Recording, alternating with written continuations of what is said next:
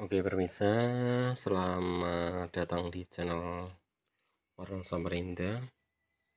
Jadi sore ini kita oprek-oprek solenoid kulkas jenis Samsung ya teman-teman ya. Jadi kulkas jenis Samsung yang menggunakan solenoid di sini sudah kita bongkar total. Bagaimana dia ini nggak tahu rusak atau tidak. Kalau yang jelas ini untuk spoolnya masih bagus ya. Spoolnya ini tidak ada masalah. Dan bagaimana perintah dari modul tersebut.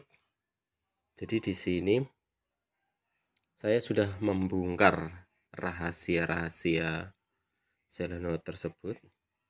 Jadi solenoid ini bagian magnetnya tengah ini, kalau solenoid pada umumnya itu ini maju mundur ya. Tapi kalau untuk kulkas Samsung inverter ini berputar ya. Saat kita kasih tegangan dia berputar ke sini atau putar ke sini. Kalau putar ke sini itu nutup teman-teman ya.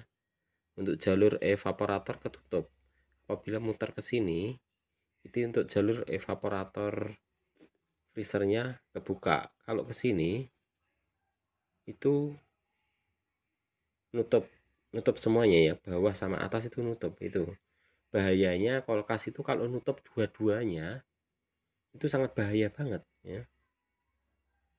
Kalau dia berputar ke kanan gini dia buka ya,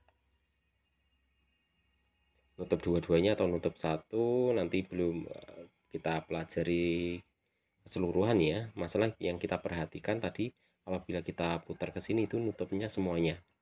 Jadi di sini tak tiup nggak keluar angin, ini tak tiup juga nggak keluar angin. Apabila ini posisi di tengah-tengahan, muter posisi di tengah-tengah, jadi di sini ada angin, sini ada angin ya, bisa tembus semuanya. Apabila kita putar full ke sini, yang evaporator bawah tidak ada angin, yang evaporator atas ada angin.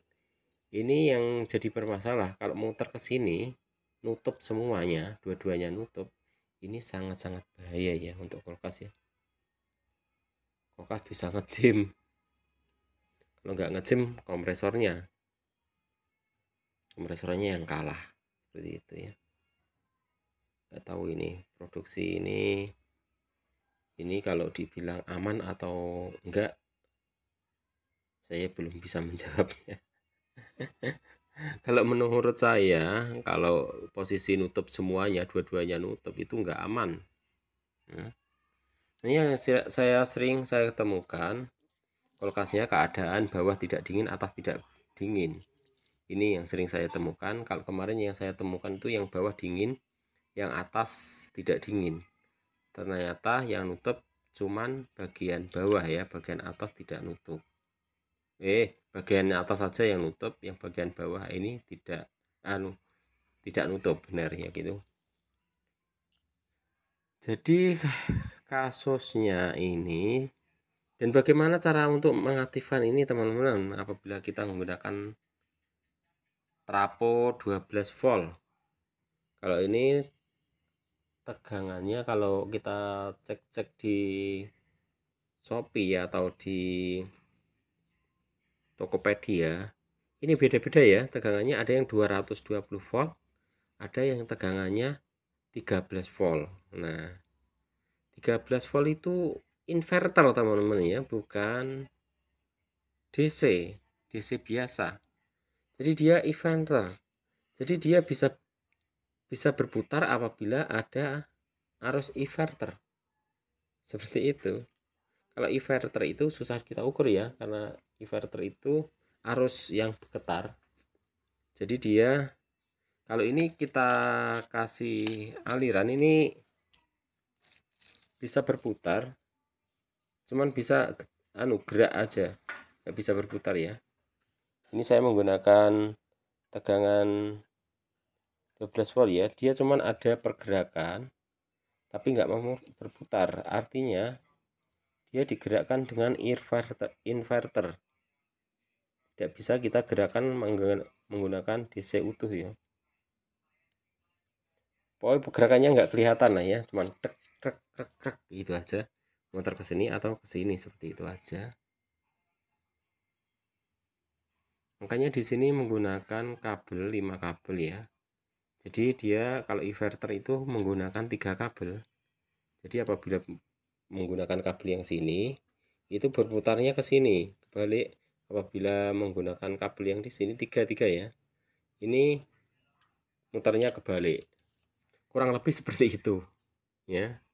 Saya kurang paham juga cara kerjanya, pokoknya menurut analisa saya cara bekerjanya seperti itu. Ini kita tiga kabel ya. Apabila ini 3 kabel ini aktif, maka putarannya akan kebalik.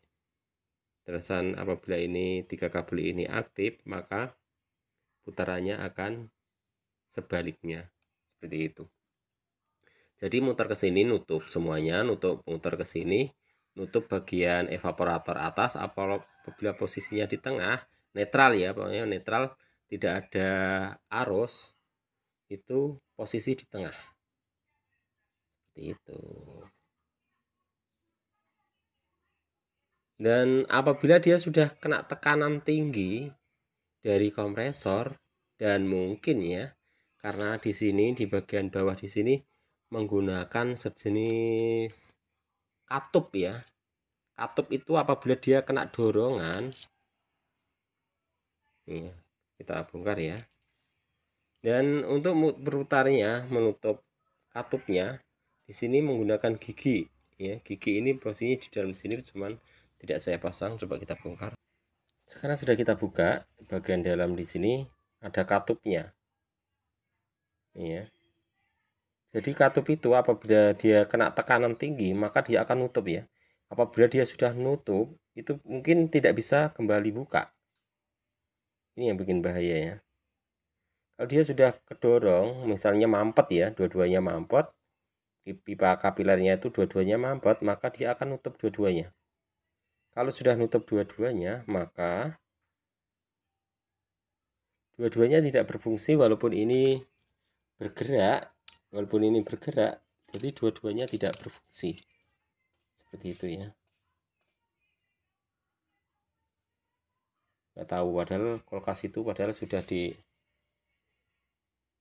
yang sebelum-sebelumnya sudah mudah ya, sudah jelas jalurnya. Karena apa kok pabrik bikin kulkas kok dipersulit lagi ya, dipersulit lagi dengan cara seperti ini sangat mensulitkan.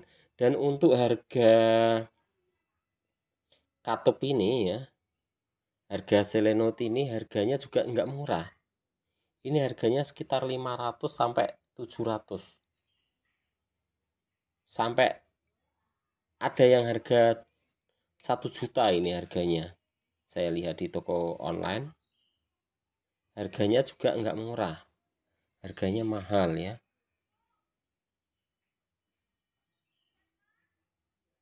Kalau lihat rakitannya cuman seperti ini aja, tapi harganya minta ampun mahalnya.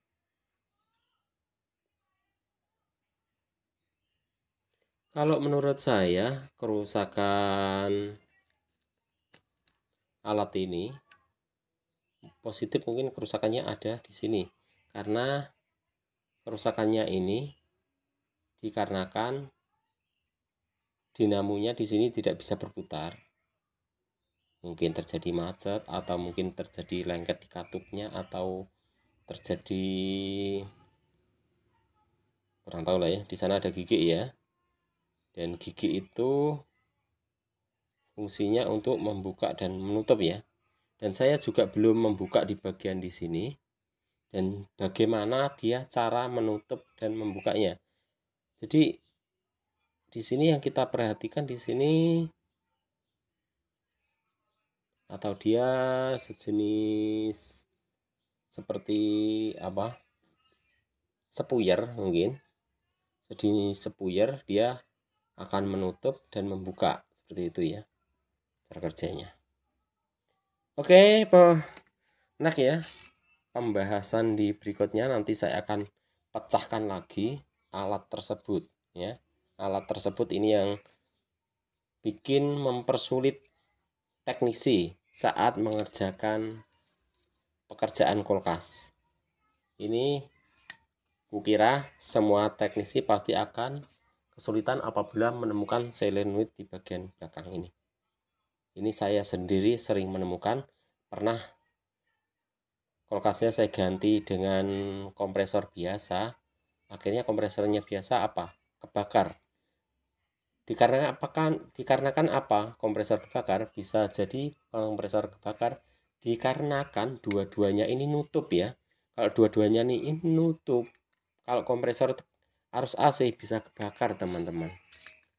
Karena dia berputar sangat kuat dan dia ampernya naik, ya akhirnya kompresornya yang kalah. Ini ya. Kalau sudah pakai ini, jangan coba-coba ganti kompresor ya. Kalau buat rekan-rekan semuanya mau ngakali kulkas tersebut, bikinlah sirkulasi udara dari freezer, kasih lubang ke bawah supaya bawah ikut dingin dari evaporator atas. Itu aja. Saran saya apabila tidak mau mengeluarkan uang 500.000, mungkin sampai 700 harganya. 500 sampai 700 harganya ini. Oke. Mungkin sampai di sini dulu videonya. Terima kasih menyaksikan video ini dari awal hingga selesai. Mudah-mudahan sedikit yang kita sampaikan ini bermanfaat buat rekan-rekan teknisi pemula semuanya. Terima kasih yang sudah menyaksikan. Selamat mengikuti video saya berikutnya. Terima kasih.